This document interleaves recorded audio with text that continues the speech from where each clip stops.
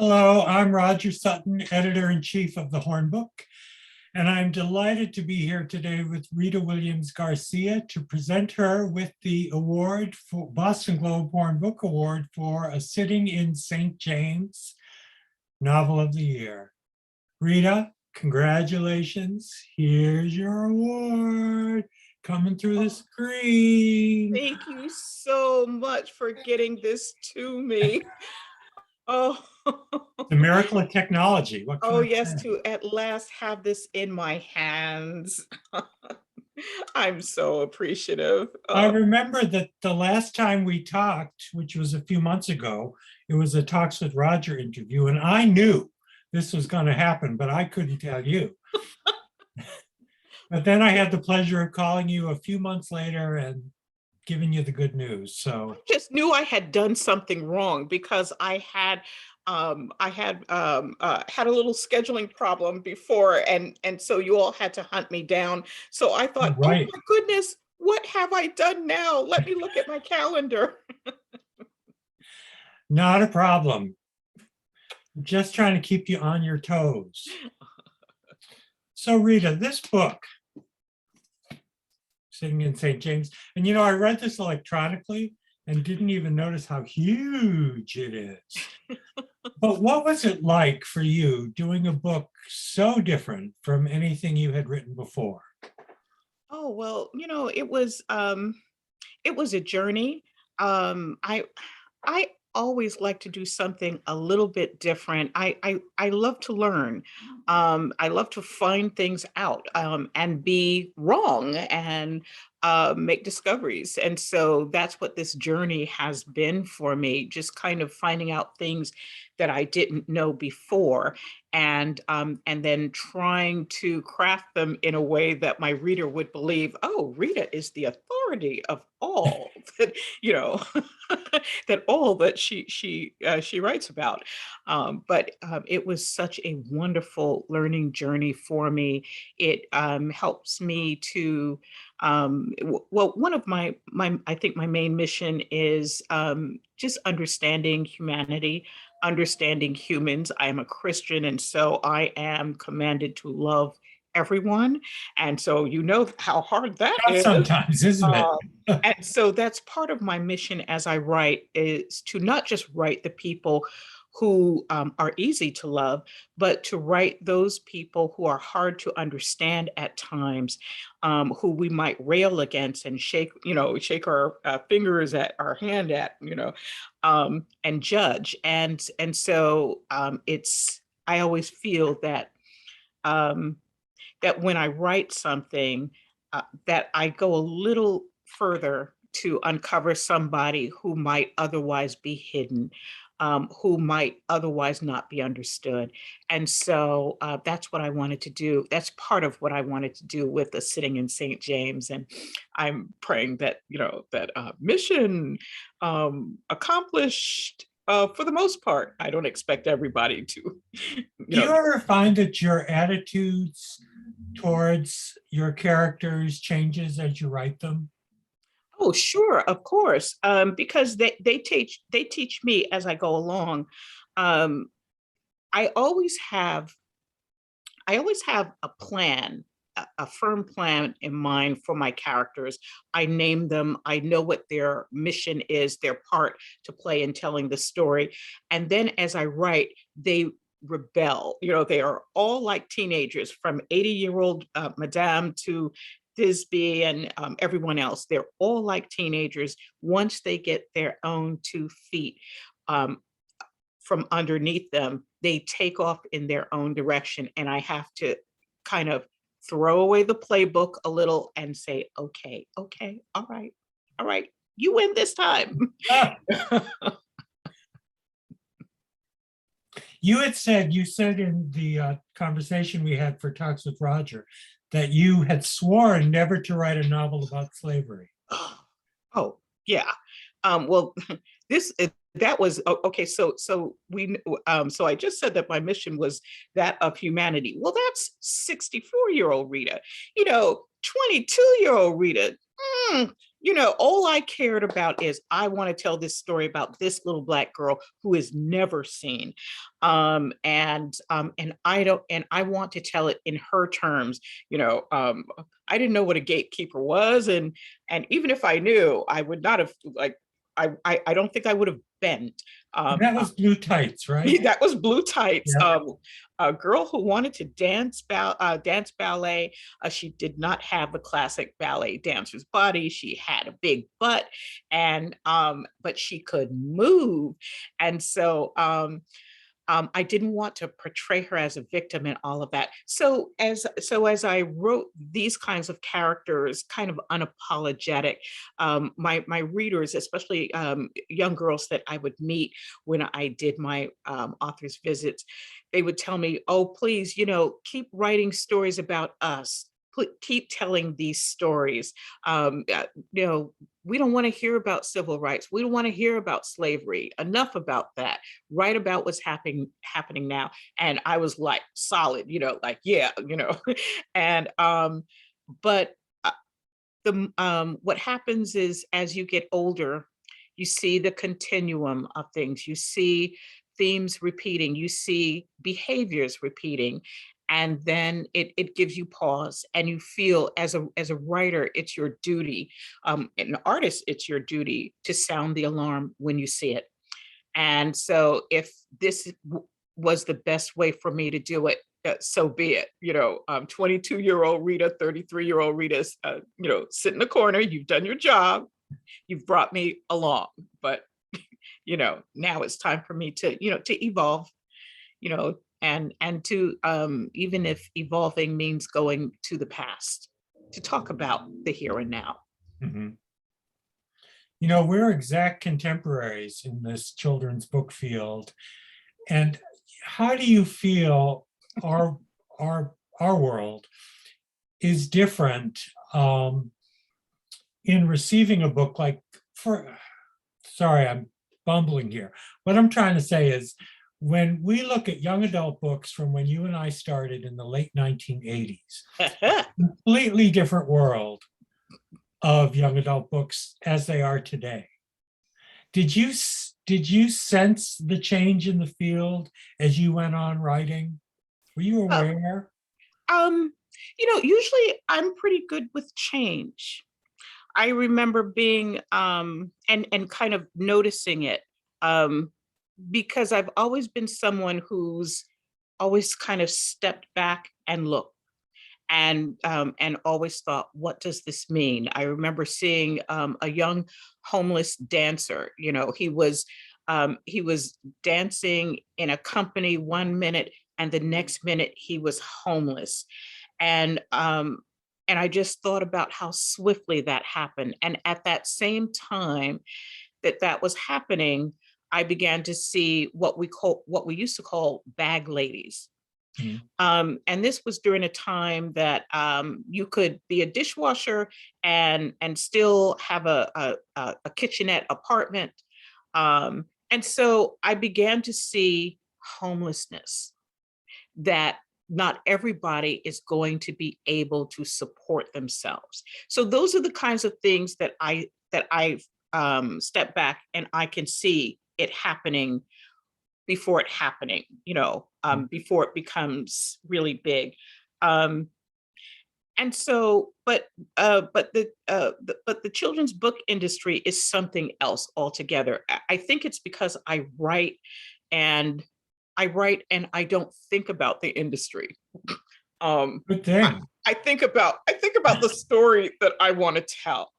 And what does that mean right now? There's so much that I like about what's going on today. There's certainly the big D, diversity. There's certainly a lot more of it. No one says now, oh, we have a Black book. Oh, we have our 2 Black books. Yes, I've heard this. Or I don't have any Black kids in my library, so why would I get books about Black people? Exactly.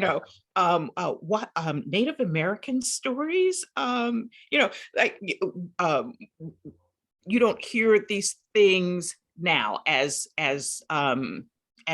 everyday discussion as kind of like, I've never heard of that. Oh, where are those authors? Really? You can find the lists are there. They are there.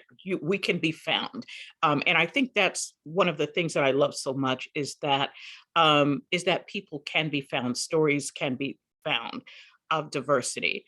I am concerned about the kind of judgment that allows some to move forward and some to not be able to tell their stories or have their stories told because people are fearful.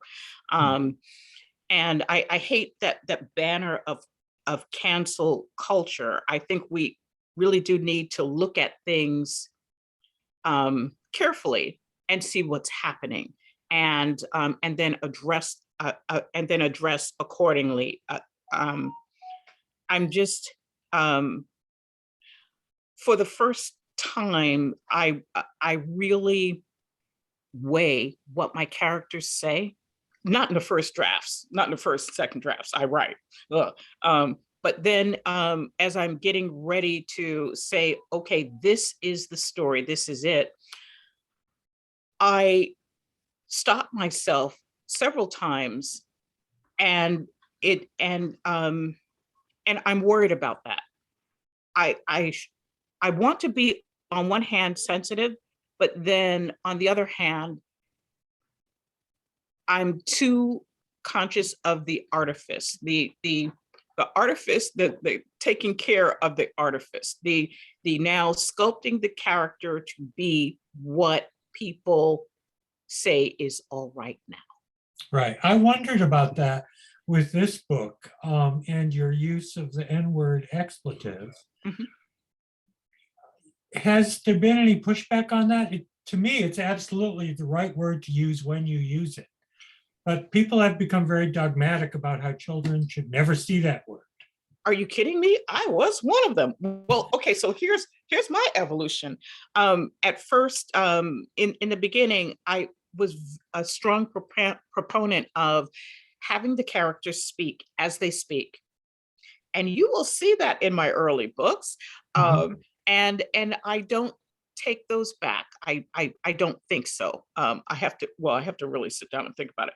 But and then I began to, especially in the late 80s, the racial climate, especially in New York, I began to really see this kind of power structure, especially between authority figures and people in the community, people of color in the community, and the feeling of not being protected, and hearing a police officer use the N-word.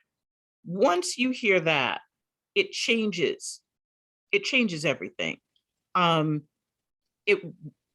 It goes back to the weapon of degradation that word is meant to be. But in the case of a sitting in St. James, I had to use it in a way that it felt natural to the slaveholders to use that word. Because I had to really accept the mindset, and to remove the humanity that that today we would want people to have, but to remove that from them. And so the N-word had to come naturally, and not with venom from them. Because what else could these people be? Well, that's the most horrifying part about it, right? Yeah. Is that there's no thought. It's like, Margaret Mitchell writing Gone with the Wind. I mean, the word was pejorative back then, even in the 1930s, but still she could use it in a way that no one can today. Yeah. Because we know more. Yeah. We know more about each other. Yeah. And that's one thing. I would like to see a Sitting in St. James and Gone with the Wind in class together for discussion. I think the old texts are useful that way. We we love Gone with the Wind. You know, this is the feeling of the nation. Okay, not everybody in the nation, but we uphold this book. This is one of the great American books. And so it would be I think it would be a very productive to have discussion and to talk about how slaveholders were seen, and the depiction of the enslaved people, and what does that mean today? I think though those books, along with other books, the older texts, have so much to say when we read them now. Right now, there's a lot of rewriting of history, reframing history, reimagining history, and I think it's a very healthy thing in so many ways. But I also don't want. I would hate to see us lose us who the people were in our reimagining the people today. I hate to see us lose who they were on both sides, on, you know, all around, because we struggled out of slavery to get to today, which is kind of ironic because we are in deep trouble right now. But the struggle, the struggle through Reconstruction and racist periods of the teens and 20s and 30s, and then the 40s and 50s and so forth. All of that is very much real. Those are very real people with real attitudes, and I think we need to be able to look at and talk about. And we can reimagine, but we should also talk about what was, to talk about But what is. even what the way we look at what was changes in time. That's true. That's true. That I think that A Sitting in St. James is very much a 21st century book. Do you know what I mean? Yeah. Oh yeah. Yeah. It is in so many ways a very 21st century book because it's inclusive. You have LGBTQ related characters, and which I believe you would not have seen in 19th century literature in that way. In American 19th century. Well, you certainly wouldn't see it in 20th century literature for young people either. Probably, yeah, probably. Well, Ron Kirchie, but okay. Yeah. No, I'm not saying it didn't exist. But you mean historical? I'm saying that the level of complication Yeah. with which you can create your characters and allow them to be is one of the things I'm happiest about this sort of, I don't know if we want to call it the second or third wave of diversity. Yeah. It's so different from what we saw in the 70s and 80s. Oh, that's true. That's true. Oh, yeah. Because even so, even in talking about the past, you are still writing for people to read right here and now. You are still writing for 21st century readers. It's just that attitudes for me was just so important to kind of get right. Point of view was so important to get those kinds of things right, to understand from a planter's point of view what his world might look like, Right. and a son who is the only son and heir, and expected to carry on the family business and the family legacy and all of that. And then that was also a value of those times. It didn't, your parents had great say over what your destiny was going to be, or unless you were going to pick up and then go on your own, which people did, but for the most part. you followed tradition, you followed the family line. A lot of I did a lot of reading, um, and I was and it was just really good to dig into people who lived during those times, and they married people who knew that they were gay, or lesbian, or that they could go between both, or had no interest in sex whatsoever, or whatever the spectrum was.